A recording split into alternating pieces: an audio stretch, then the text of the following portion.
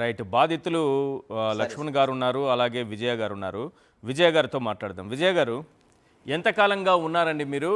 ఎప్పుడు తీసుకున్నారు? ఎప్పుడు ల్యాండ్ కొన్నారు అక్కడ? సార్ చెప్పండి సార్.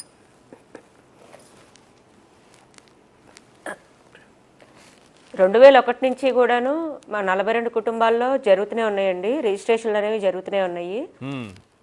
మేము వచ్చేసరికల్లా మేము ప్లాట్ నెంబర్ 35 అండి మాది. మేము 2013లో కొనుక్కున్నాం. మేము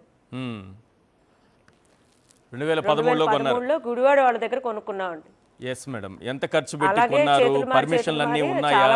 డాక్యుమెంట్స్ చూసుకున్నారా? 2013లో కొనుక్కున్నామండి. ఎస్, డాక్యుమెంట్స్ అన్ని క్లియర్ గా చూసుకున్నారా? బ్యాంక్ లోన్ ఏమైనా తీసుకున్నారా? అన్ని పక్కాగా ఉన్నాయండి, పక్కాగా ఉన్నాయండి. అప్పటికి ఇంకా చూసుకున్నామండి. లోన్ ఏమైనా తీసుకున్నారా మేడం దీని మీద? తీసుకున్నామండి. డాక్యుమెంట్లు అన్ని పర్ఫెక్ట్ గానే ఉన్నాయి. రిజిస్టర్ ఆఫీస్ లోనే జరిగిందండి కూడాను. తీసుకున్నామండి. ల్యాండ్ ల్యాండ్ కొనుక్కున్నప్పుడు తీసుకున్నామండి. ఓకే. సో లోన్ అలాగే కంటిన్యూ అవుతుంది. పక్కా డాక్యుమెంటేషన్. అప్పుడు మేము పేపర్ యాడ్ కూడా ఇచ్చుకున్నామండి. మరి అవునండి, పేపర్ యాడ్ వేశారు. పక్కాగా డాక్యుమెంట్లు మాకు రిజిస్టర్ ఆఫీస్లో ఫస్ట్ ఇవన్నీ కూడాను అన్ని పర్ఫెక్ట్గా ఓకే. పేపర్ యాడ్ కూడా ఇచ్చుకున్నాము. పేపర్ యాడ్ కూడా ఇచ్చుకున్న తర్వాతనే అన్నీ ఓకే అనుకున్న తర్వాతనే దిగామండి. అప్పటికైతే ఇంకా మాకు నోటీసులు కూడా ఇంకా ఏం రాలేదు. ప్లస్ మా ముందు కొనుక్కున్న వాళ్ళు కూడాను, వాళ్ళకు కూడా ఏం తెలియదండి విషయం కూడాను. ఇంటికి స్థలానికి కలిపి ఎంత ఖర్చు అయి ఉంటుందండి? మాకేంటంటే 2013లో మాకు 50 లక్షల పైన అయిందండి. చెప్పండి చెప్పండి. ఇంకా ఇంకా ఇప్పటికీ లోన్ కడుతూనే ఉన్నామండి. ఇంకా మేము బ్యాంక్ లోన్ కూడాను ఇంకా బ్యాంక్ లోన్ కడుతూనే ఉన్నామండి.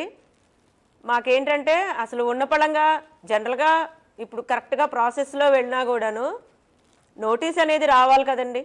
కరెక్ట్. విఎంసీ దగ్గర నుంచి నోటీస్ రావాలి, అలాగే కరెంట్ ఆఫీస్ నుంచి కూడా నోటీస్ రావాలి కదండి. అవును. కానీ ఏ నోటీసు ఇవ్వకుండా ఉన్న పళంగా పొద్దున్నే 6ంటికండి, 6ంటికి కరెక్ట్గా ఒక పెద్ద పెద్ద జేసీబీలు తీసుకొచ్చేసేసి చుట్టూరా మొత్తం ల్యాండ్ని అంతా కూడా రౌండప్ చేసేసారండి. ఓకే. 200 మంది పోలీసులు, లాయర్లు 100 మంది పైనే ఉన్నారండి. అమీనాలు ఉన్నారు, అలాగే రౌడీ ముఠా వాళ్ళు కూడా ఉన్నారండి అందులో. అంటే మన బ్లేడ్ బ్యాచ్ వాళ్ళు కూడా ఉన్నారు. ఏంటి 200 మంది పోలీసులు, రౌడీ ముఠా, లాయర్లు కూడా అంతమంది వచ్చారా? ఉన్నామండి మేము.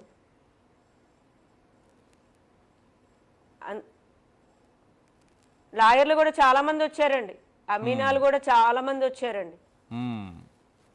మీకు ఎప్పటి నుంచి ఈ విషయం వేసిందండి? ఆ సిచ్యువేషన్ లో మాకు ఎక్కడికి వెళ్ళాలో కూడా అర్థం కాలేదు.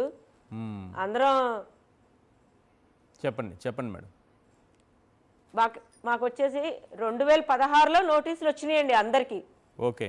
2016లో సదాశివ శాస్త్రి గారు లాయర్ ద్వారా ప్రతి ఒక్కళ్ళకి నోటీసులు వెళ్ళినాయండి. నోటీసులు వెళ్ళేసరికల్లా కొద్దిగా మేము అందరం కంగారు పడ్డాం. నోటీసులో రావటం ఏంటి, ఎప్పటి నుంచో ఉన్నారు. 2001 నుంచి ఇల్లులు కట్టుకొని నివాసం ఉండి అన్ని పన్నులు కట్టుకుంటూ కరెంటు బిల్లు అంటే ప్రతి నెల కట్టేది కదండి. అవును. ఇంటి పన్ను ఎవ్రీ ఇయర్ కట్టుకునేదే కదా. మరి అలాంటప్పుడు నోటీస్ రావటం ఏంటి అంతే కదా అనేది మాకు చాలా భయం.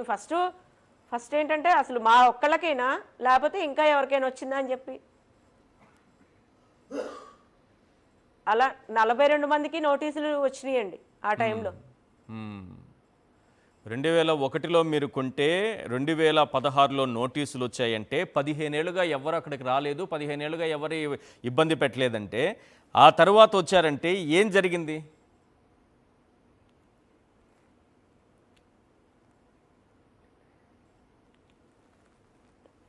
మాకు కోర్టులో ఉన్నట్టుగా తెలియదండి. తెలియకుండానే మేము 2001 నుంచే మేము కొనుక్కున్నాం. 2001 నుంచి కొనుక్కున్నాం. మసీద్ దగ్గర కొనుక్కున్నామండి చాలా మంది. దీంట్లో కూడా డైరెక్ట్ గా మసీద్ దగ్గర రిజిస్ట్రేషన్ చేయించుకున్న వాళ్ళు ఉన్నారు. అబ్దుల్ మజీద్ అనే వ్యక్తి మా అందరికి చాలా మందికి ఇందులో డైరెక్ట్ గా రిజిస్ట్రేషన్ చేసిన వ్యక్తి అండి అతను. ఓకే. అతనికి ఒక ఆదిశేషన్ అనే వ్యక్తికి 1981లో అగ్రిమెంట్ జరిగింది. మ్మ్. అగ్రిమెంట్ జరిగినప్పుడు వాళ్ళు క్యాన్సిల్ అంటే మతలబ్ అక్కడ ఏం జరిగింది అనేది అది తెలియదండి. ఎందుకంటే ఎప్పుడో 91లో జరిగింది కదా ఇష్యూ అనేది. అవును. కానీ అగ్రిమెంట్ క్యాన్సిల్ అవ్వకపోవటం వల్ల మరి అక్కడ వాళ్ళిద్దరి మధ్యలో ఆలోచి ఏం జరిగింది అనేది ఆ టైంలో అనేది మాకు కూడా తెలియదండి. ఎప్పుడో 40 ఏళ్ల క్రితం కదండి. ఎస్. ఆ రోజు ఉదయం ఏం జరిగింది మేడం? 2001 నుంచి ఆ రోజు మేము perfect గా ఉదయం కూడాను ఆ రోజు ఇల్లు ఉదయం కట్టుకోవటం ఏంటి, ఎస్, ఆ రోజు ఉదయం ఏం జరిగిందో చెప్పండి. ఆ ఇల్లు కూల్చివేత జరిగిన రోజు ఉదయం ఏం జరిగిందో చెప్పండి. ఎందుకంటే అదే రోజు సుప్రీంకోర్టులో కూడా కేసు నడుస్తోంది.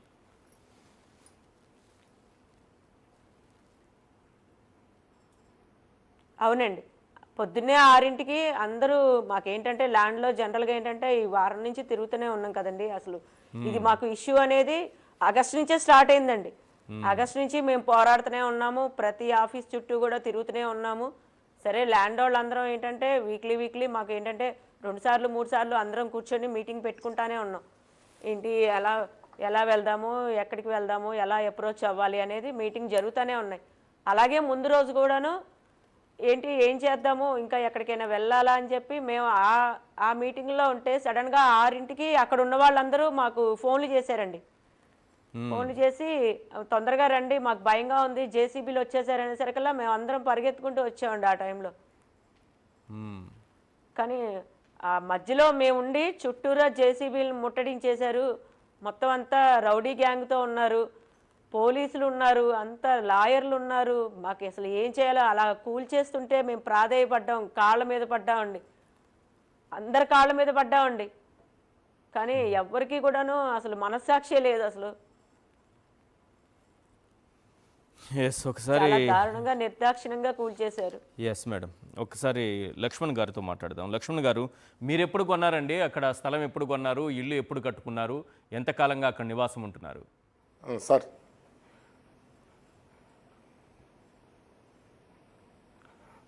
సార్ ఇది ఈ ల్యాండ్ మా నాన్నగారు ఆర్మీ అండి. ఆయన రిటైర్డ్ అయిన డబ్బులతో ఈ ల్యాండ్ కొన్నారు. ఓకే. 2001లో మాకు రిజిస్ట్రేషన్ అయింది. మేము అక్కడే అదే ఫ్లాట్లో చెట్టు సుబ్బారావు అనే వ్యక్తి ఎవరైతే మాకు ఈ స్థలాలు అమ్మారో అతను ఆల్రెడీ ఇల్లు ఉంది సార్. ఆ ఇంట్లోనే మేము 2002 డిసెంబర్ 13 2002 మా సిస్టర్ మ్యారేజ్ చేశాను సార్. ఓకే. తర్వాత 2005లో నేను ఆర్మీకి వెళ్ళాను సార్.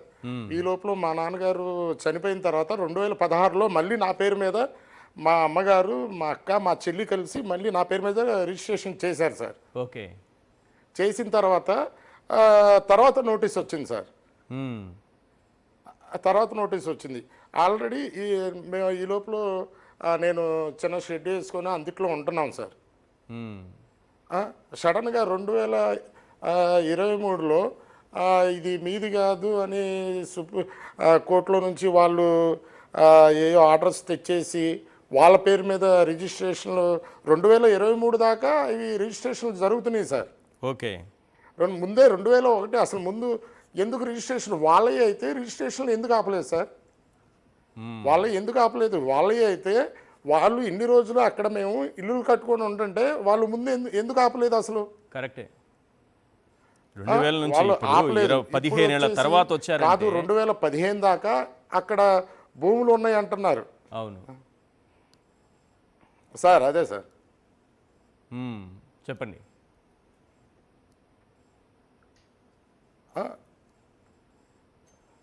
మీరు ఇన్ని సంవత్సరాలు మేము ల్యాండ్ ట్యాక్స్లు కడుతున్నాం గవర్నమెంట్కి, విద్యుత్ పన్నులు కడుతున్నాం, నీటి పన్నులు కడుతున్నాం, అన్ని పన్నులు మేము కడుతున్నాం. మరి సడన్గా ఈరోజు వచ్చి ఇది మాది అని కూల్చేసే రోజు పోలీసులు 250 నుంచి 300 మంది ఉన్నారు సార్. మొదటిసారి వచ్చినప్పుడు, మళ్ళీ రెండోసారి మొన్న వచ్చినప్పుడు 200 మంది పైనే పోలీసులు వచ్చారు. మరి ఈరోజు జగన్ గారు మాకు బాధితులు అని మాకు మద్దతు తెలపడం కోసం వస్తే కేవలం మహా అయితే ఒక 10 మంది కూడా ఉన్నారో లేదో సార్. మీరు కావాలంటే ఈరోజు విజువల్స్లో చూడొచ్చు. అసలు మొన్న అప్పుడు కోల్చడానికేమో 250-300 మంది వచ్చారు ఫస్ట్ టైం, అక్టోబర్ కంటే ముందు. మొన్నేమో 200 మంది పైనే వచ్చారు.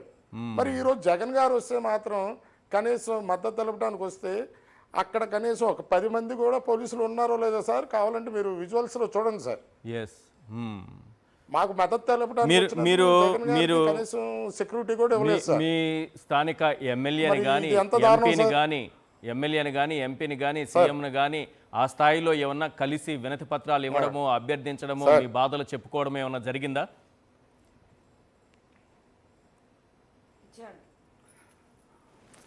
సార్ మేము సుజనా చౌదరి గారి ఆఫీస్కి కనీసం ఒక 7 సార్లు వెళ్ళాం సార్. వెళ్ళాము, లెటర్లు ఇచ్చాము. తర్వాత ఇలా జరుగుతున్నప్పుడు మొన్న సీఎం గారి ఇంటి దగ్గరికి వెళ్ళి సార్ అని వెళ్తే వద్దు ఇప్పుడు కుదరదంటే తర్వాత రోజు మళ్ళీ మేము అసెంబ్లీ దగ్గరికి వెళ్తే అక్కడ కుదరలేదు సార్.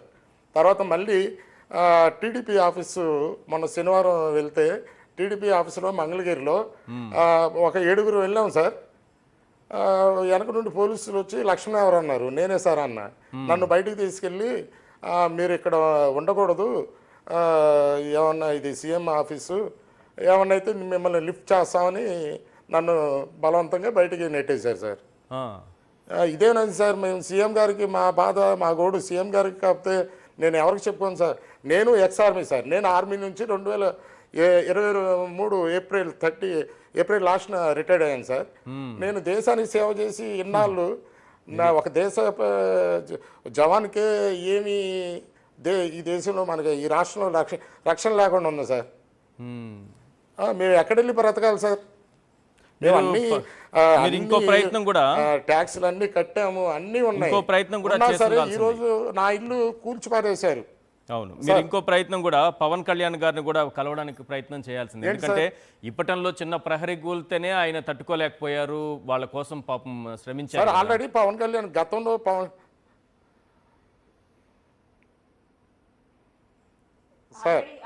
ఆల్రెడీ ఇచ్చాం సార్. ఆల్రెడీ లోకేష్ గారికి ఇచ్చాము, మన పవన్ కళ్యాణ్ గారికి ఇచ్చాము, అందరికి ఇచ్చాం సార్.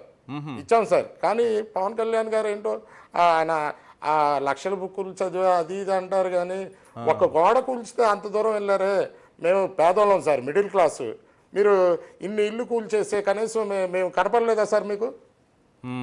పవన్ కళ్యాణ్ గారు మంచి ప్రభుత్వం తేవాలి, నేను అది ఇచ్చేస్తా అన్నారు. అలాంటప్పుడు పవన్ కళ్యాణ్ గారు మరి మాకు మద్దతుగా లేదా అసలు మా గురించే పట్టించుకోవట్లేదు సార్. చూడటానికి కూడా రాలేదండి, అసలు రాలేదు. మా సుజనా చౌదరి గారు చూస్తా అన్నారు, కానీ శుక్రవారం మీకు ఏదో ఒకటి సిట్ ఏదో ఒకటి చేస్తా అది ఇది అన్నారు. ఇప్పటి వరకు మన సుజనా చౌదరి గారు కూడా మాకు ఏమీ ఇచ్చేయలేదు సార్. ఏం చేయనప్పుడు మాకు ఎటు దిక్కు తోచని పరిస్థితుల్లో వెల్లంపల్లి గారి దగ్గరకు వెళ్ళాం సార్ మేమందరం.